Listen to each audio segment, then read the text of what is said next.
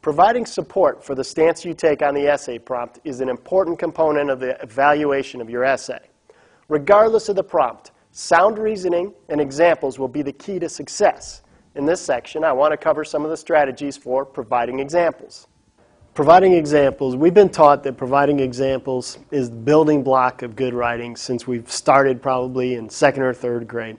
And it's certainly something that's important on the ACT as well. So let's look at how we're going to do that. The first step is to decide on a point of view and brainstorm reasons for your side. And then order those reasons logically in order of strength. Now we can support each point with examples. So we need to go back, really read the prompt, figure out which side we're on, come up with our main reasons, then go back and think about the examples that we can put in. The relevance and development of your support examples needs to play a part in the organizational strategy of your essays.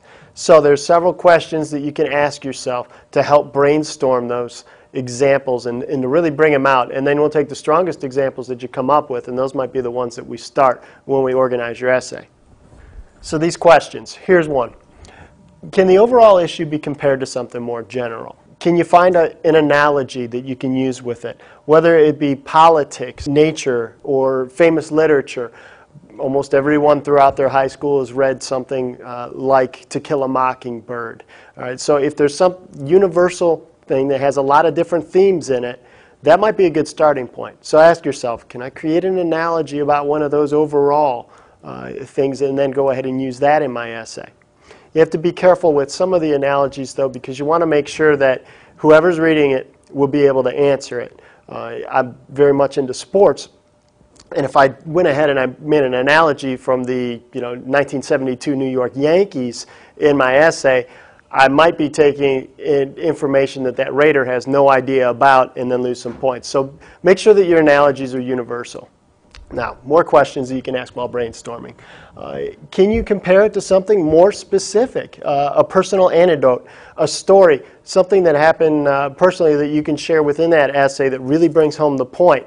That might be something that you can incorporate. Or a common interpersonal exchange. Is it something that everyone can maybe relate to? Can we bring in an analogy of perhaps someone asking someone out on their first date, an experience that whoever the rater is, they can take it as an interpersonal exchange and understand what you're talking about. Other things that we can take a look at as we're brainstorming. What's your personal experience with the topic or issue? Most of the topics are general enough that every high school student is going to be able to have some kind of an experience with them. And they do that on purpose because your prior knowledge of the given topic really shouldn't matter. They want to be able to come up with something universal enough that every student who takes the ACT writing will be able to develop an essay from. So it wouldn't be something specific about the presidency of Abraham Lincoln, as you might not remember much about that from your time in high school. So what personal experience can you bring to it? Maybe that's a way that you can develop an example that you can put into your essay. Now, you want to make sure that you have an example or support for each point that you brainstormed. You're going to take that point of view that you're deciding on, and then you're going to brainstorm all the reasons why your point of view is correct. If you can't come up with an example to back yourself up, you might need to leave that out, because then you have an undeveloped part of your essay. You're being graded on your writing, all right, your organization, your logic. If you have something in there that's unsupported, it's going to hurt you.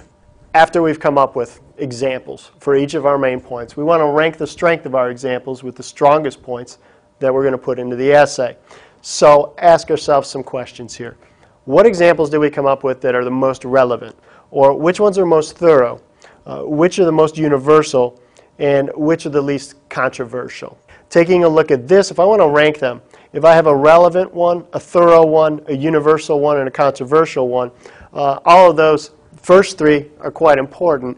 I would take the one that's most relevant, the one that makes the most sense from that writing prompt. Use that first, then go into maybe the most universal one, so you have something that's very relevant, then you have something that's going to appeal to everybody, then you have your thorough example which backs up your point even more, and then finally I probably hit on the most controversial one, because if the person's on the other side and you have waited for that controversial one to the last, you might have persuaded them in the earlier points. You've already made your main points as to why you feel the way you do, so when you broach that controversial aspect, you've proven it, and it should come as a little bit less of a blow for the person who's reading it who might disagree with you.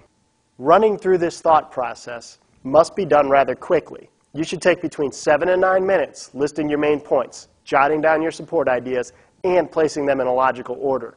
It's a skill that should be practiced. You'll be glad you did.